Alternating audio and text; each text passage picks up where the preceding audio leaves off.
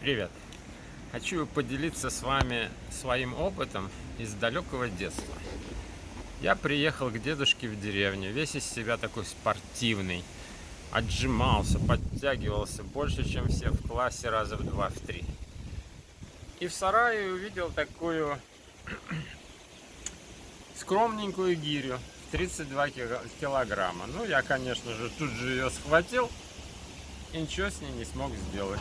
Поднял ее до пояса, а выжить не смог. Я думаю, что не один я был в такой ситуации. Многие из нас покупали сразу одну гирю в 32 килограмма. Ну, мы же мужики, и сталкивались с тем же, чем и я. Ну ничего, сейчас мы рассмотрим, как все-таки нашу очень тяжелую гирю постепенно укротить. Ну вот она, тяжелая гиря. Для начала попробуем привыкнуть к ее весу, используя обе руки для ее поднятия. Начинаем со становой тяги.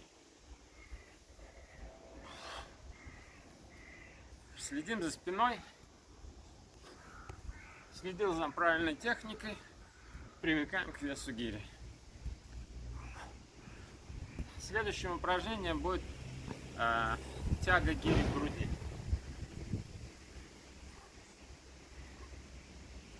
Точно так же спина прямая. Дальше добавляем динамику, делаем короткие махи.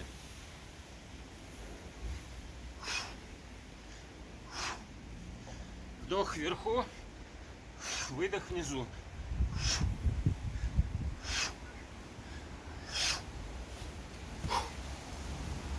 Дальше потруднее немножко взятие гири на грудь.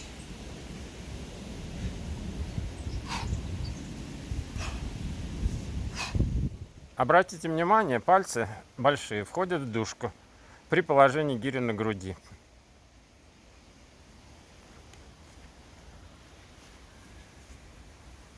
При сбросе мы ее ловим кончиками пальцев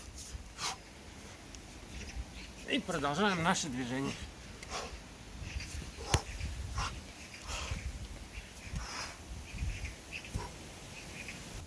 Как только мы научимся правильной постановке гири на грудь, мы можем из этого базового положения выполнять другие движения. Например, жим.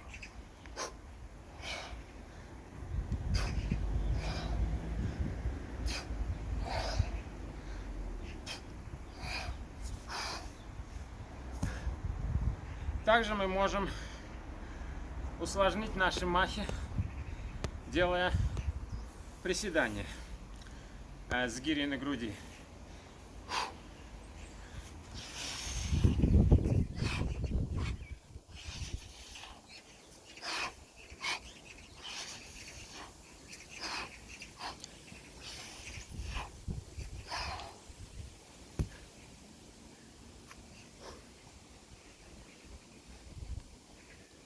Другой вариацией вместо приседаний будет жим с маха, совмещенный с махом.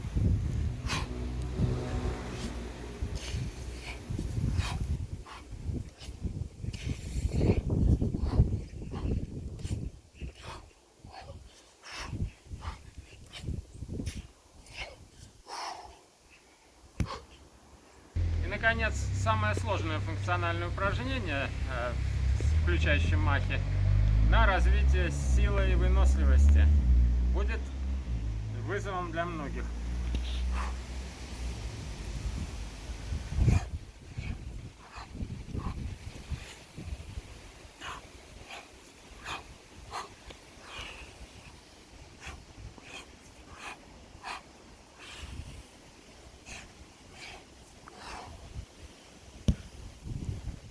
Еще одно отличное упражнение для подготовки к рывку и вообще для развития всего тела. Это высокий мах.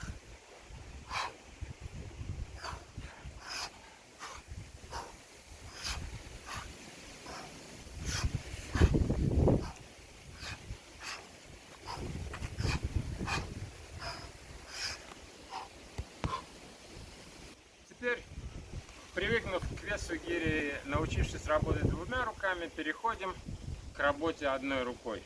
Все те же самые упражнения. Становая тяга.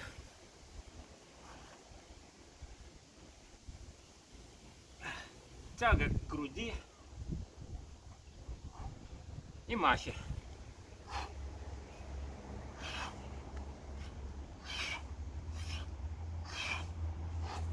Также научимся забросу гири на грудь. Вот, мы умели это делать двумя руками, теперь посмотрим, как это делается одной рукой.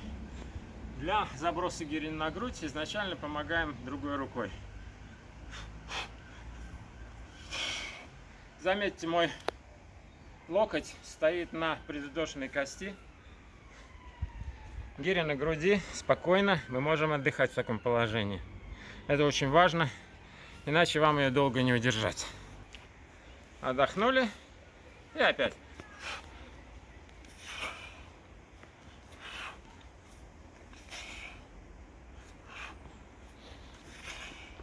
Когда мы научились делать это с помощью руки, попробуем теперь сделать без.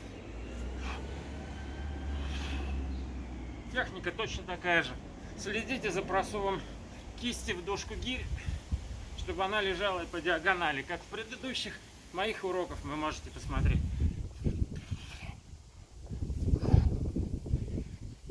Правильное положение гири на груди – это основа для всех остальных элементов с гирей. В данном случае давайте разберем, как мы можем закинуть гирю с груди на спину.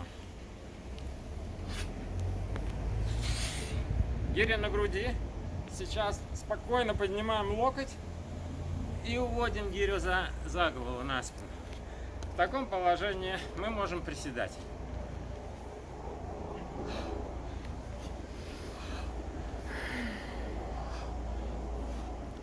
Или приседать с выпрыгами. Выпрыги надо делать очень мягко, чтобы гиря не била по спине и по плечам. Теперь очень важно, в обратном порядке перекатываем гирю на плечо, берем ее на грудь и потом можно спокойно положить.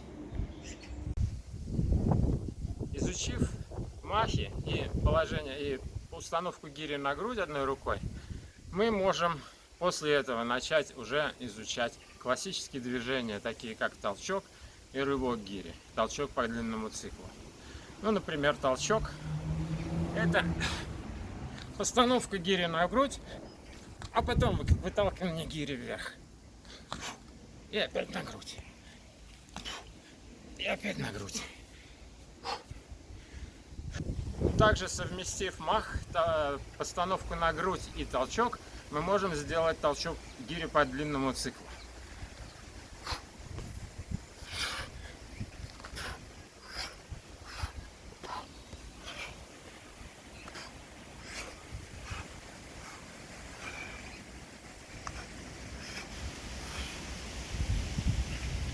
Высокий мах даст нам возможность сделать классический рывок гири.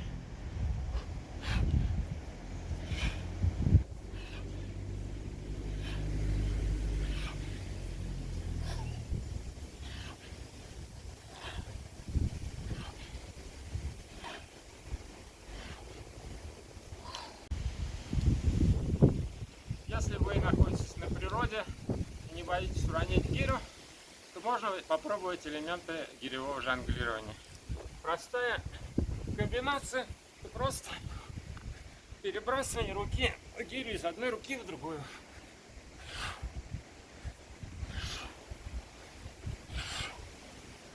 Следующий элемент – это уже непосредственно делание одного оборота гири. Для этого обязательно применять ноги, подпрыгивать, для того, чтобы дать лишний импульс.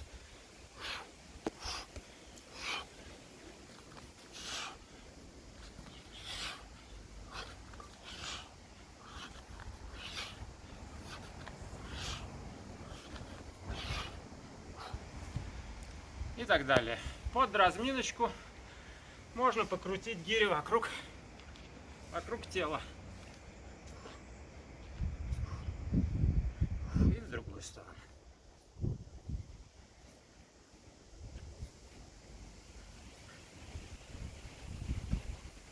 Надеюсь, этот выпуск был полезен. Ставьте лайки. До следующих встреч. Пока.